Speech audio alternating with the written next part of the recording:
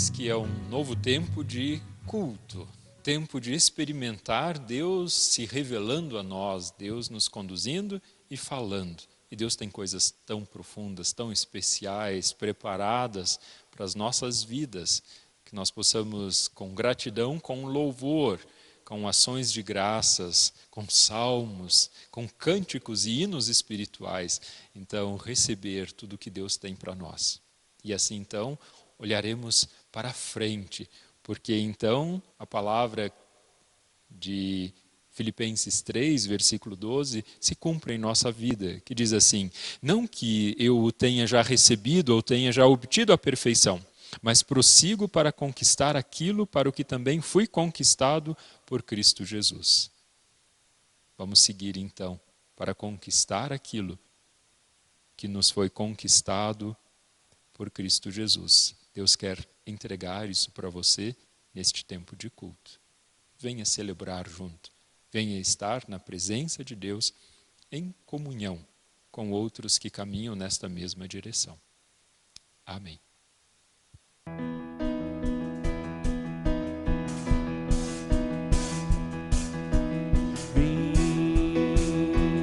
Vamos festejar, juntos celebrar o nosso Rei. Vem levantar as mãos para adorar o nosso Rei.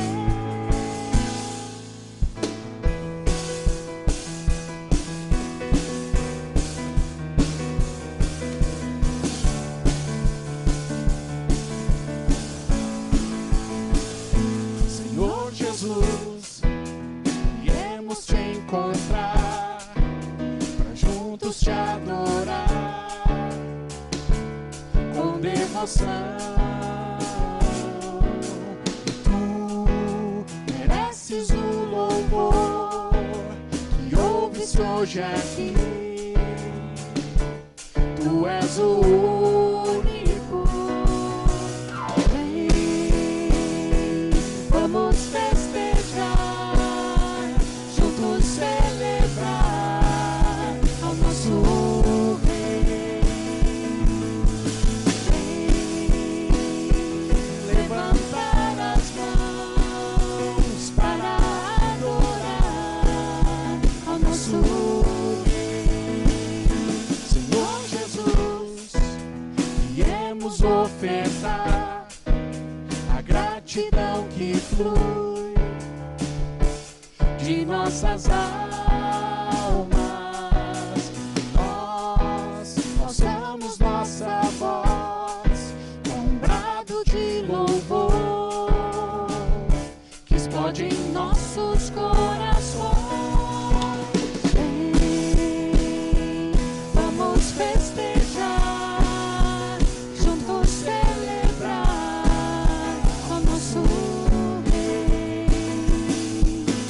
Vem, levantar as mãos para adorar o nosso Rei. Todo ser na terra e no céu, louve a ti, louve a ti. Todo ser na terra e no céu, louve a ti, louve a ti.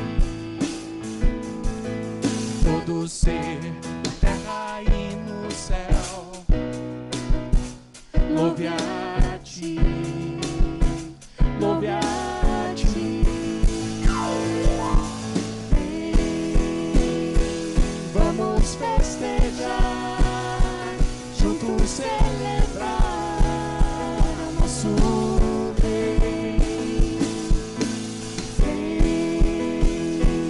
levantar as mãos para adorar o nosso Rei. Vem, vamos festejar, juntos celebrar o nosso Rei.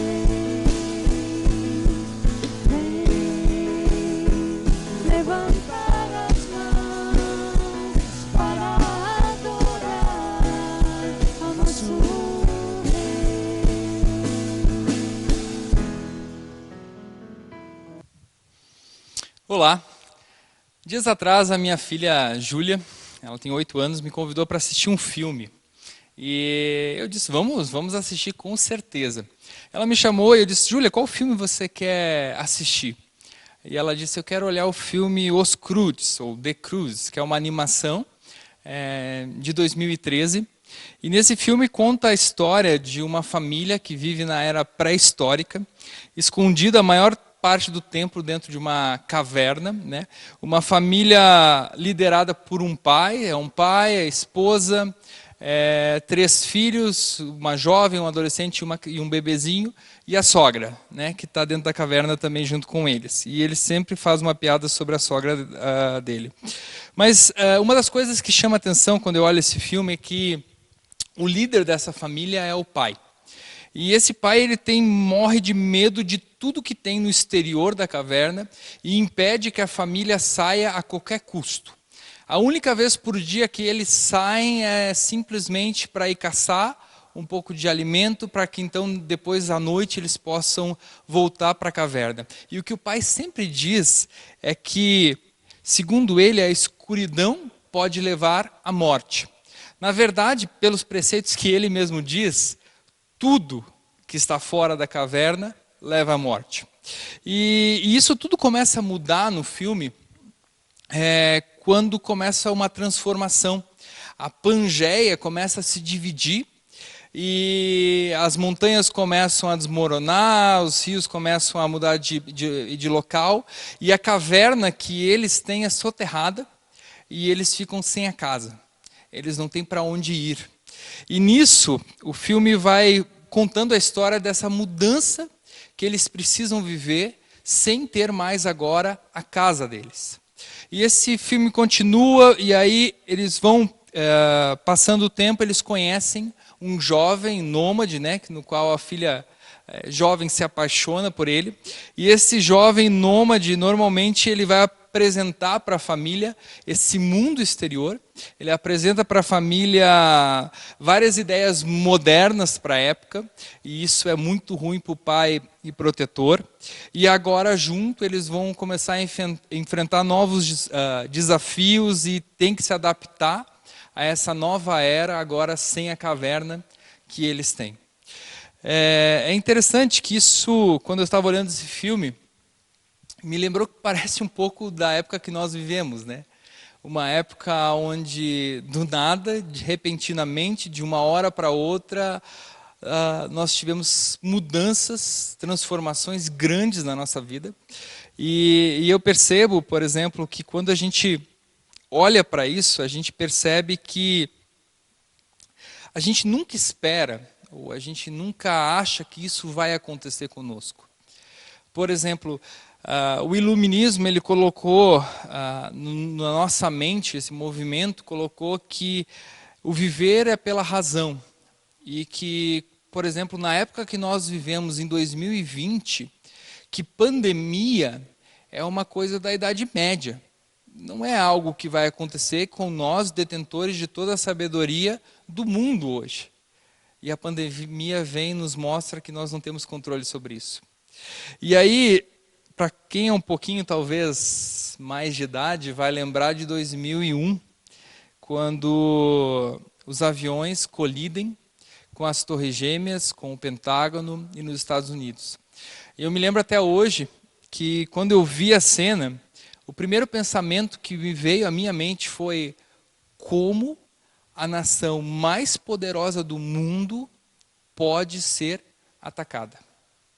Como a nação mais, talvez, temível do mundo foi atacada.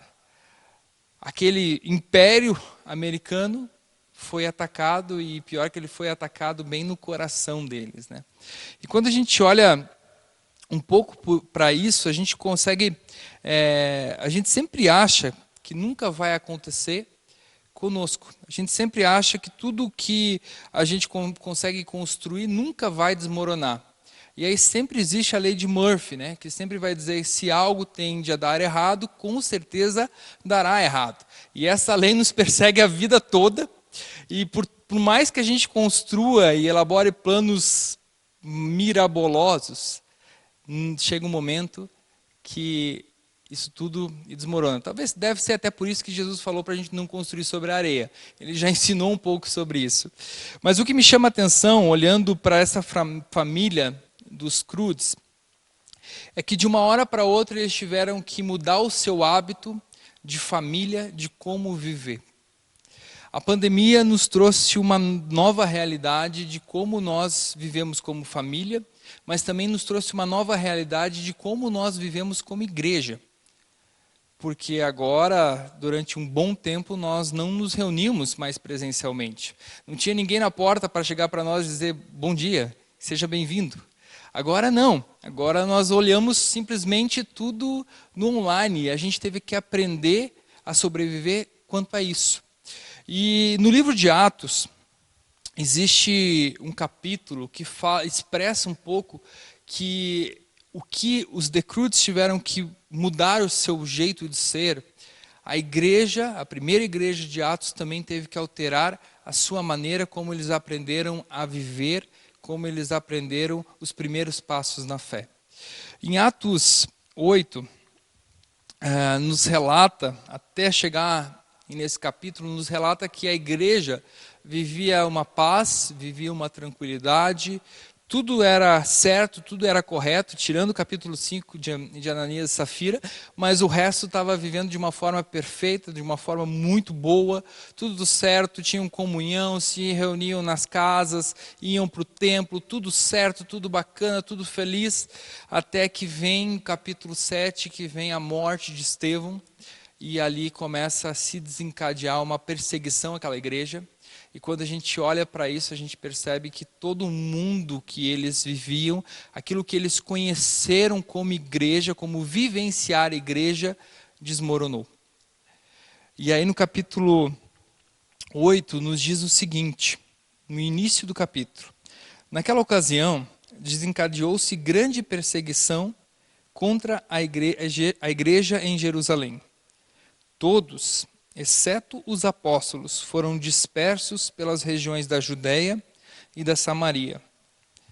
Quando a gente olha para esse texto e percebe que todas aquelas pessoas que entregaram o coração para Jesus, e isso a gente está falando aí, gente, pela contagem mais ou menos por cima, em torno de mais de 8.000 pessoas, eles tiveram que mudar completamente as suas vidas. E não somente em termos de como eles se reuniam como igreja, mas nós temos que pensar que essas pessoas foram postas para fora das suas casas.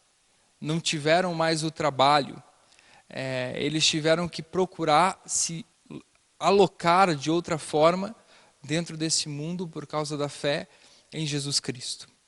E quando eu olho para esse texto, eu percebo que isso muitas vezes tem acontecido na nossa vida. Por exemplo, a gente sofreu uma mudança, essas pessoas do livro de Atos também sofreram uma mudança. A gente teve transformações da maneira que a gente vivenciou a igreja em 2020 e a gente precisa talvez tirar conclusões de como a gente reage, como a gente como igreja vive durante esse tempo que talvez não é um tempo muito com incertezas. E aí a gente olha, por exemplo, um pouco nesse livro de Atos e tudo que essa igreja tinha aprendido ficou para trás. A maneira como eles viviam, as casas que eles se reuniam, tudo que eles tinham experimentado, vivenciado de modo a ser como igreja, foi por água abaixo. E quando a gente olha para isso, a gente aprende uma lição muito importante nos próximos versículos, a resposta que essa igreja dá às transformações que vêm a ela.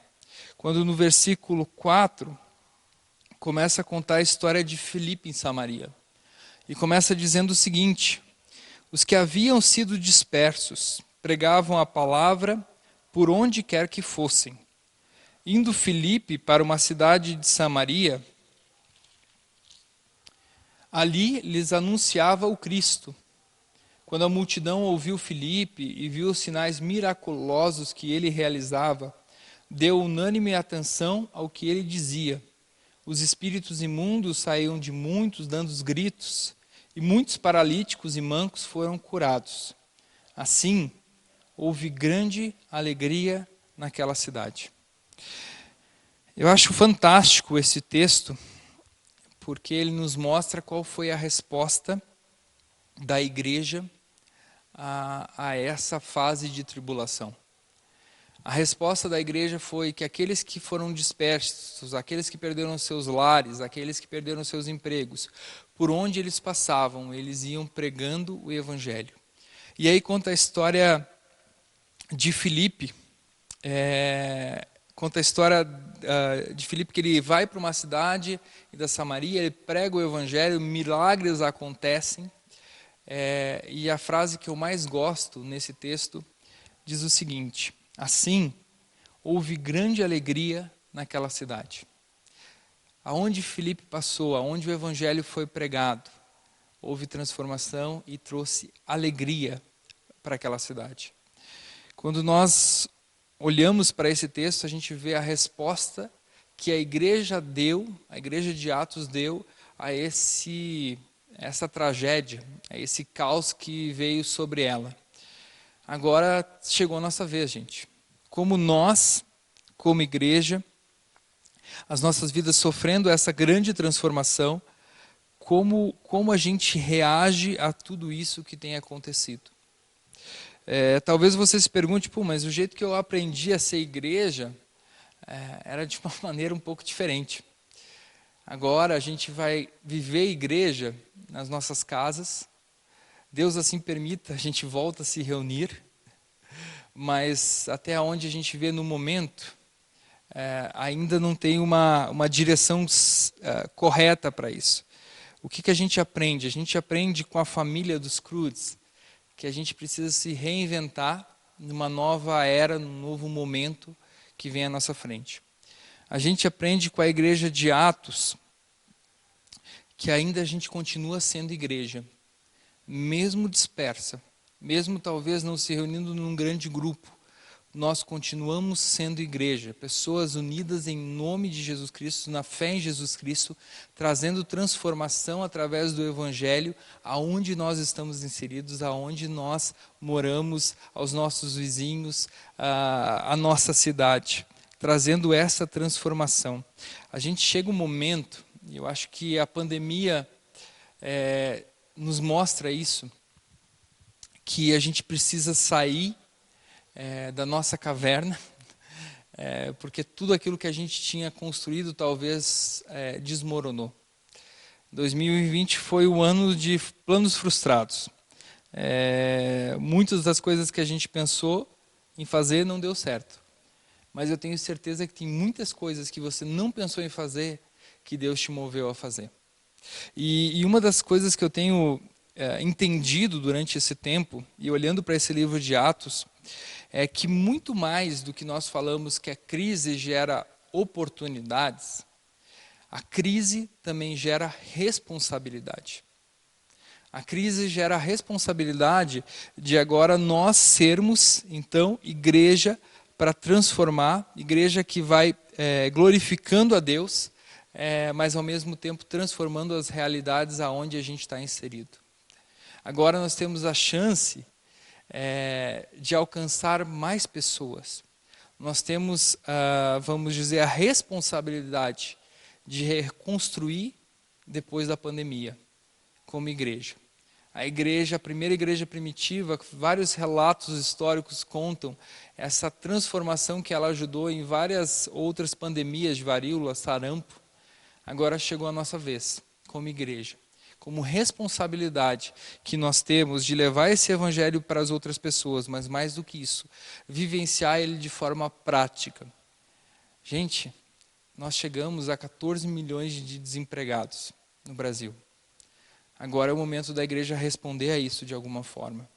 Agora é o momento da gente ser igreja para as pessoas de fora. Agora é o momento de nós levarmos essa transformação além simplesmente de nós mesmos.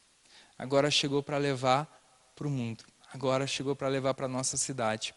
E uma das coisas que eu vejo em Atos é que quando nós assumimos essa responsabilidade, Deus ele dá essa capacidade a cada um de nós, porque é o seu Espírito Santo que nos move, que nos capacita, que nos direciona.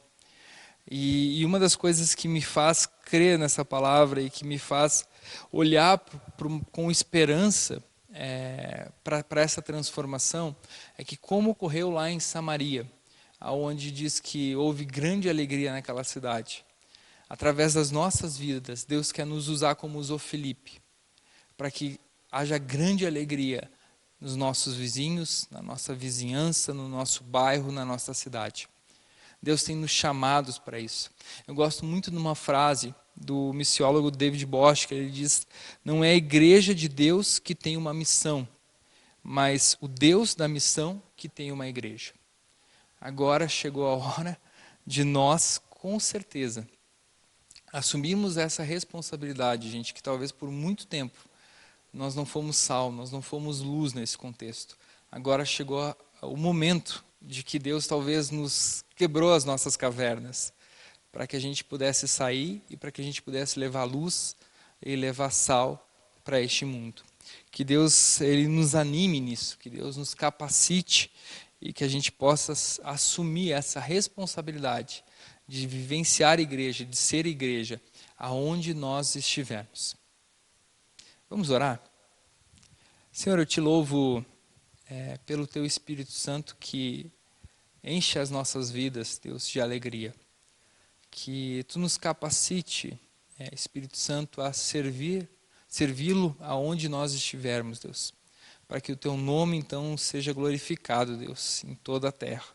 Para que na cidade que a gente estiver, Deus, haja alegria pelo Teu Evangelho que traz transformação, Deus.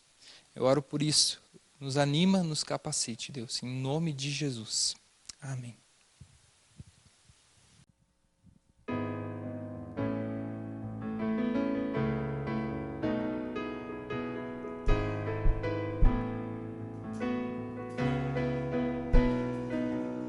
Descendi dos altos céus, presente eterno de Deus, poder sobrenatural, e falar de quem Tu és, Tua graça.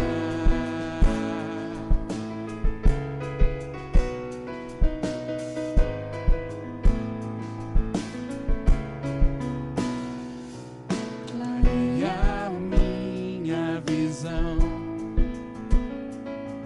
é força pra prosseguir, alegra o meu coração, me lembra quem sou em Ti. Tua graça me basta, Tua graça me basta, é tudo o que preciso. Tua graça me basta, Tua graça me basta, fortalecido eu sou. Tua graça.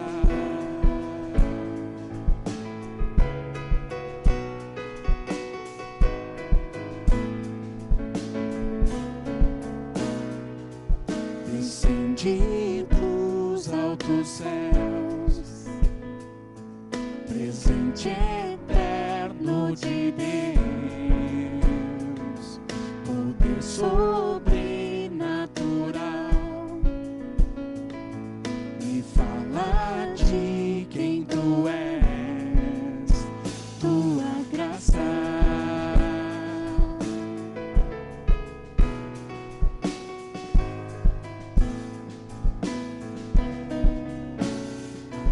Clareia minha visão, é força pra prosseguir, alegra o meu coração, me lembra quem sou em Ti. Tua graça me basta, Tua graça me basta, é tudo o que preciso. Tua graça me basta, Tua graça me basta,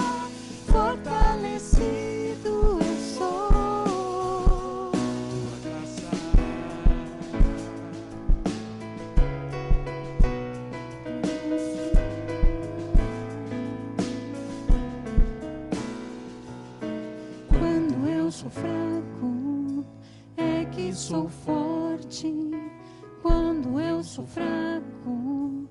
É que sou forte quando eu sou fraco. É que sou forte quando eu sou fraco. É que sou forte. Tua graça me basta. Tua graça me basta. É tudo o que preciso.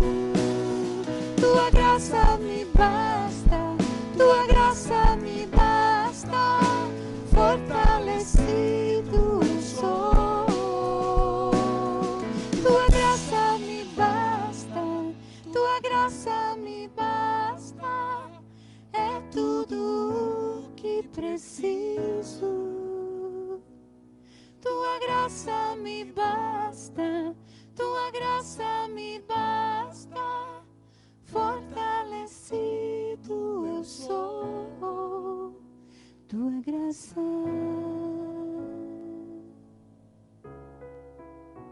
Tua graça.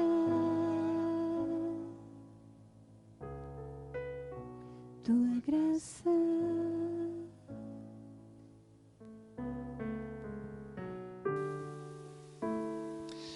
De vez em quando Deus nos dá uns chacoalhões. E quando Ele nos chacoalha, muita coisa que não precisa ficar em nós, então cai por terra. São as oportunidades, na verdade, que Deus nos concede com profunda graça, misericórdia e amor, para que nós então sigamos mais leves na direção daquilo que Ele tem preparado para nós. Por vezes nós precisamos de chacoalhões, porque senão a gente não recebe a presença de Deus. Então, sendo chacoalhados por esse ano que passou e assim estimulados na direção daquilo que Deus tem preparado para nós nesse ano que está diante de nós, que nós então sigamos sob a bênção e sob o amparo deste Deus que caminha conosco. Que o Senhor assim te abençoe, que o Senhor te guarde, que Ele faça resplandecer o rosto sobre você e tenha misericórdia de você. Que sobre você o Senhor levante o seu rosto e que Ele mesmo te dê da sua própria paz.